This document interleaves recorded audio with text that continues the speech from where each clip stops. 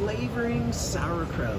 Whether you make it or simply buy it, there's an opportunity for you to take plain sauerkraut and flavor it all different kinds of ways. Now, the last video that I released was a little mini course that I had done for the Canadian Herb Conference. And I talked about using fermentation as a delivery system for herbal medicine. If you haven't watched that, go check it out. It's about 15 minutes long, and it's a nice little short but yet deep dive into the world of utilizing ferments and combining that with aspects of herbalism.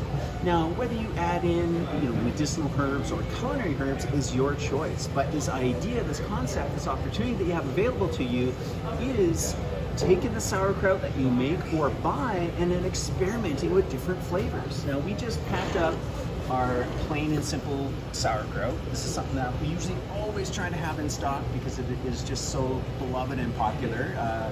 Just by itself, the flavor, the plain and simple, is amazing. And sometimes you want to add different flavors. Maybe you want to try different flavors. So here's kind of a little tip and a little trick, is that what we'll often do is we'll often make a sauerkraut plain, and then at jarring, we'll then flavor it different ways. So let's say if you make 5 liters or 10 liters, whatever capacity that you're making or buying, you don't have to commit to all one flavor, right? You can have plain, enjoy it that way. So even if you bought this 1 liter jar, or you had a 1 liter jar, you could then take out a quarter or half of it and just begin to mix in some different herbs or different spices that you're thinking about. Ones that you love, or you're like, I think that might be a nice flavor to try. You can do small batches from a kraut that's already made.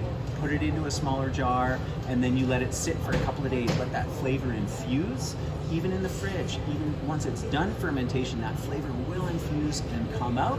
And then you'll know if you want to make a larger batch, or again, keep with that method of plain. The one thing to remember is that sauerkraut is perfectly good. It will last forever so long as it's underneath the brine. You want to make sure that the cabbage continues to maintain itself under the brine. And if you think under the brine is fine, the only kind of way that sauerkraut might quote unquote like go off or begin to mold on you is if it's exposed to air over time.